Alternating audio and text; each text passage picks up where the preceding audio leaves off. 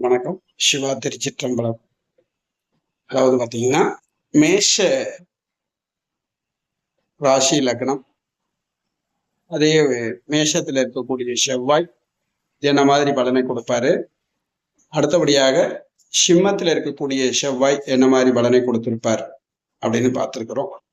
அடுத்தாப்புல தனுஷுல இருக்கக்கூடிய செவ்வாய், அதாவது செவ்வாய் மேஷ லக்னம் ராசிக்காரர்களுக்கு தனுசில் செவ்வாய் அமரும் பொழுது, அதாவது தனுசு ராசியில செவ்வாய் இருக்கிறார்.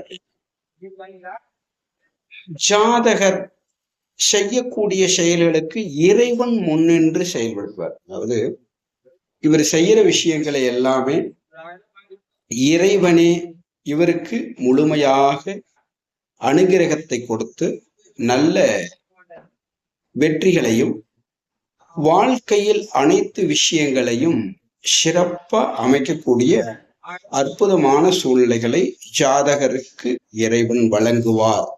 மேலும் தந்தை வழி உறவுகள் ஜாதகருக்கு முழு சப்போர்ட்டிவா இருக்கும் அப்படின்னு சொல்லலாம்.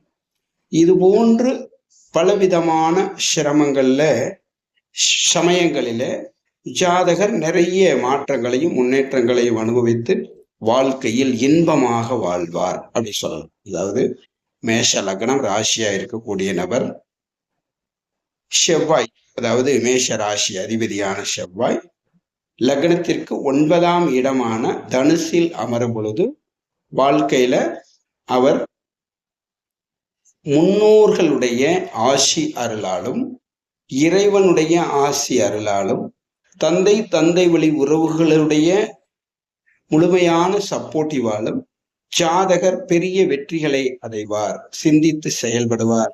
இதுக்கு இறைவனே முழுசா சப்போர்ட்டுவா இருப்பாரு அப்படின்லாம் சொல்லணும். இது போன்று அடுத்தடுத்த நிகழ்வுகளை ஆய்வு செய்து உங்களுக்கு எவ்வாறு பலன் சொல்வது அப்படிங்கிற விஷயத்த தெளிவா எடுத்து சொல்ல நாங்கள் தயாராக இருக்கிறோம். எங்களுடைய வீடியோவை தொடர்ந்து பார்த்துட்டு வாங்க. கண்டிப்பாக நிறைய மாற்றங்களும் முன்னேற்றங்களும் வாழ்க்கையில நிறைய நிகழக்கூடிய விஷயங்களை, அற்புதமான விஷயங்களை உங்களுக்கு வழங்க காத்திருக்கிறோம். சிவா திருச்சிற்றம்பலம்.